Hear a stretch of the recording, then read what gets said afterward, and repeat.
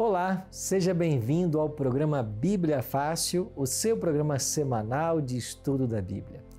Nós estamos aqui numa casa muito linda em Campos do Jordão, São Paulo, para essa nova temática do programa Bíblia Fácil, Maravilhoso Jesus. Por isso, quero convidar você a tomar a sua Bíblia e a se juntar a nós nesse momento especial, onde vamos conhecer mais a respeito de Jesus.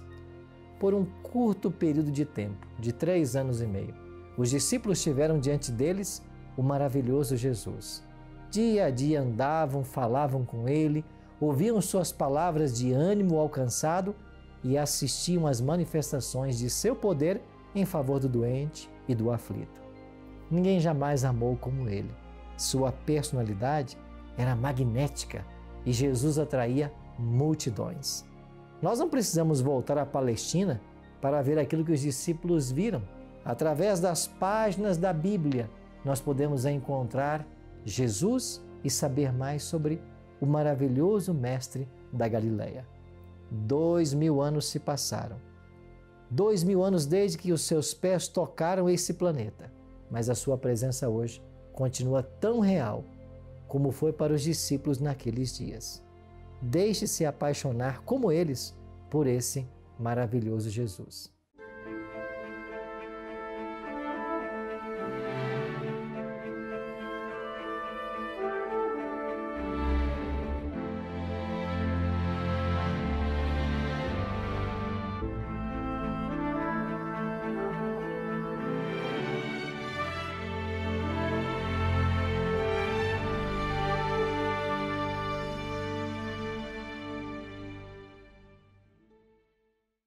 Nós gravamos essa mesma temática, esta mesma série sobre Jesus em Israel.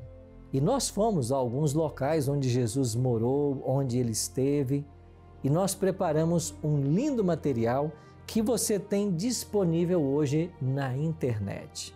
Basta você acessar o site biblia.com.br e fazer online o estudo Maravilhoso Jesus. Nós fomos a Jerusalém, Jordão, Jardim do Sepulcro, Deserto da Judéia, Cidade de Belém e tantos outros locais. E nós preparamos esse material com muito carinho para você. Eu queria mostrar para você agora um pequeno amostra, ou dar para você uma ideia do que reserva para você nesse estudo. Confere comigo aí.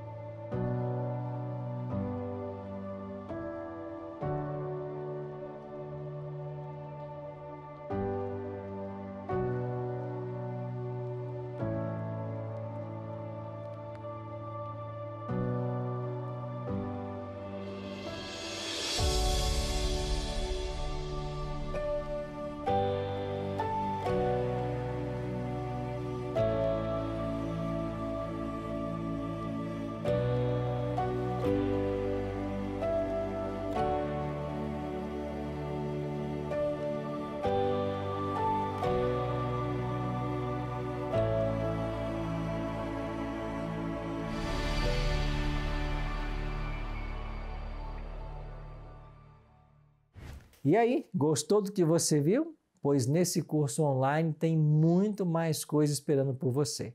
Então acesse agora o nosso site biblia.com.br, faça sua inscrição, faça esse curso e todos aqueles que completarem as 13 lições poderão imprimir e receber esse certificado aqui. Você poderá imprimir esse material e guardar com muito carinho como uma lembrança desse belo estudo que você fez. Então não perca tempo, acesse agora mesmo o nosso site, repetindo, biblia.com.br e faça agora mesmo esse estudo.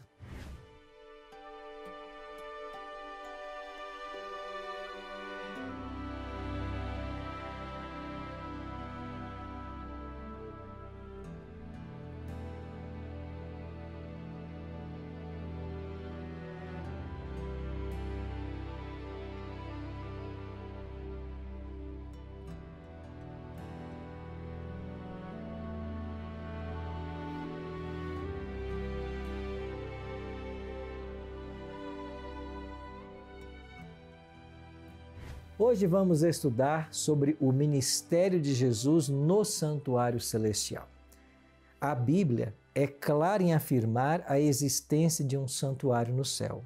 Nele, Cristo ministra em nosso favor, tornando acessíveis aos crentes os benefícios do seu sacrifício expiatório oferecido uma vez por todas na cruz do Calvário.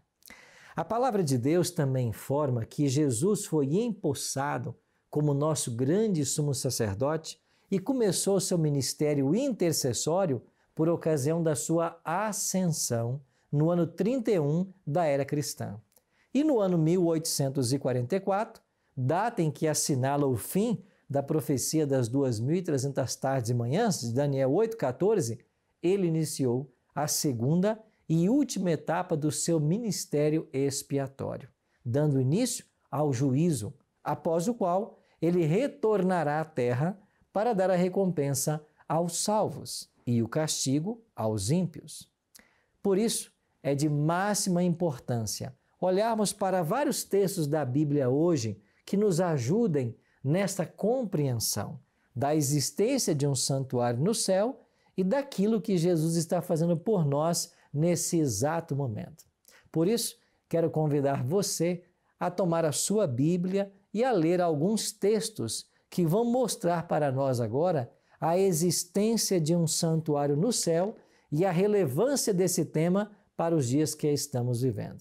Eu queria começar aqui com Hebreus, no capítulo 8, versos 1 e 2.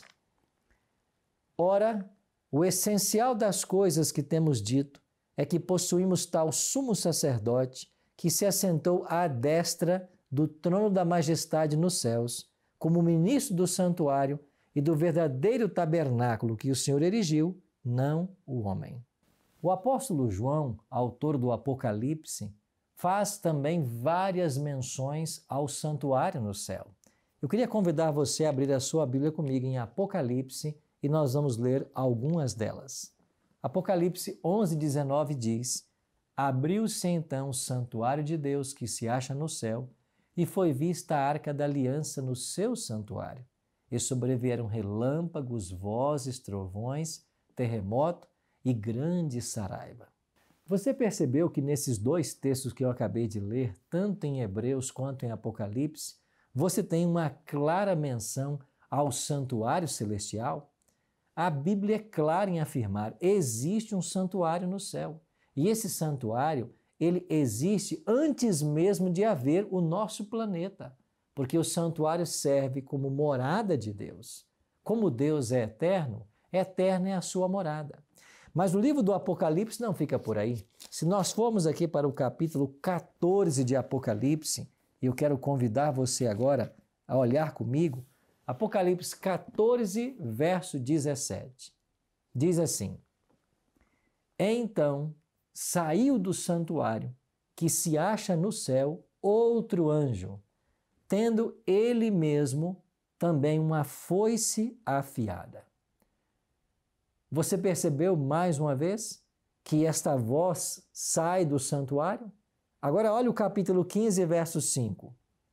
Depois destas coisas olhei, e abriu-se no céu o santuário do tabernáculo do testemunho.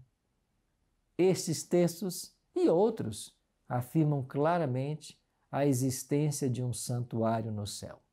Agora, para entendermos mais sobre esse santuário e o que Jesus faria lá, nós precisamos estudar sobre o santuário que existiu aqui na terra.